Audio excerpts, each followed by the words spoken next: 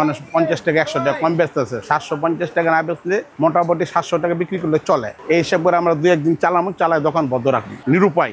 দেখা গেছে আমরা তো আর ছাত্র বাইরে যেতে পারবো না, যেহেতু নতুন স্বাধীন দেশ হয়েছে, স্বাধীনভাবে চলতে গিয়ে দেখা গেছে 700 টাকা কম হলে পারবো না, আমরা যে কোনো টাইমে দোকান বন্ধ করে দিই। না বিক্রি তো অনেক ঈদ গেছে না, মানুষের বাসায় মাংস আছে, এতটা বিক্রি হয় না।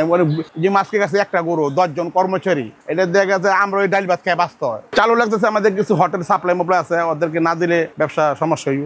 দাম আগে বাড়তেছিল, এখন দামটা কমাইতেছে। মনে করেন ছাত্ররা চেষ্টা এটা চেষ্টা করতেছে যে কমলে সবাই লেগে ভালো। জিনিসটা কমাইতে হইলে উপরের দিকে যাইতে হইব, বা খাদ্যের দামটা কমাই দিতে হইব। গরুর যে খাদ্যগুলা, গরুর খাদ্যের দাম কমাই দিতে হইব, তারপরে যাই এভরিথিং সব দিয়ে কমাইতে হইব। খাদ্যর দাম কমাইলে গরুর দামও কমবো, গরুর দাম কমলে আমরাও কমে বিক্রি করতে পারবো। আমরা আগে 750 বিক্রি করতেছি, আজকে 2 দিনে মনে করেন আমরা বিক্রি করতেছি 650।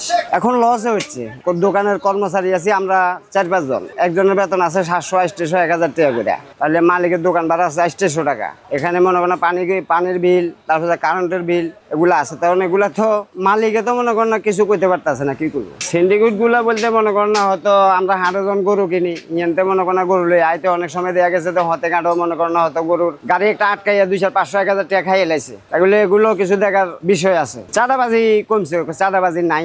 মনে করেন আমরা যে দোকানদারি করতেছি অনেক শান্তি দোকানদারি করতেছি, কোনো চাঁদাবাজি নাই, কোনো কিছু নেই। দাম কমলে বিক্রিটা এমনি বাড়ে, আর বিক্রি মোটামুটি আগের চেয়ে কিছুটা বাড়ছে, খারাপ না। আমার তো কথা সেটা হচ্ছে আরো কম হলে আমাকে সমস্যা না, গরুর দাম কমলে আমরা কমে বেচতে পারবো, এটাই হইলো কথা। যে মনে করেন না সাধারণ যারা আছে কেউ আধা কেজি করে 1 কেজি করে কিনবো, বা কেউ 250 গ্রামও কিনতে এমনও লোক আছে, তাহলে হ্যারও খাইতে পারবো। তখন মনে হয় 750 টাকা করে গরিব এমনও আছে যে মনে হয় বছর একদিনও খাইতে পারে না। যারা গরু হটিয়া হাট থেকে কিনে আনে তারা কিছুটা কম কিনে আনতে পারে, তাদের কিছু ধরেন 20-30 টাকা ওনারা কম বিক্রি করতে পারে।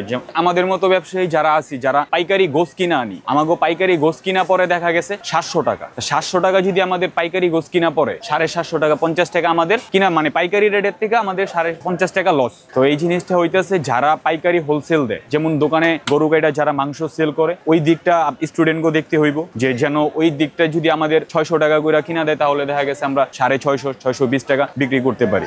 আর এইভাবে মনে করেন বর্তমান আজকে 2-3 দিন ধরে রেট কমাতে বিক্রি করতেছে, আমাদের প্রতিদিনই লস হইতেছে। এখন বিক্রি করতেছি ভাই, যদি দোকান অফ রাখি, দোকান দেখা গেছে যে আমার ব্যবসা নষ্ট হয়ে যাব। আমাগো একটা জিনিসই বলার আছে যে স্টুডেন্টরা যেহেতু দামের দিকটা দেখতেছে, তাহলে স্টুডেন্টকে এটাও দেখা উচিত যে গরুর মাংসের দামটা যারা পাইকারি সেল দিতেছে ওই জায়গা থেকে কিছু কমাইতে, আর হাট বাজারে গরুর দাম কমাইতে। এর থেকে কমানো সম্ভব বলতে গরুর দাম যত কমে আসবো তত কমে আমরা সেল দিতে পারবো। কিন্তু যদি দাম বাড়তি হয়, ওই যে বললাম তো 750 টাকা যদি আমার কিনা পড়ে, আমি 650 টাকা বিক্রি করতে গেলে তো আমার কেজিতে 50 টাকা করে লস যেতেছে।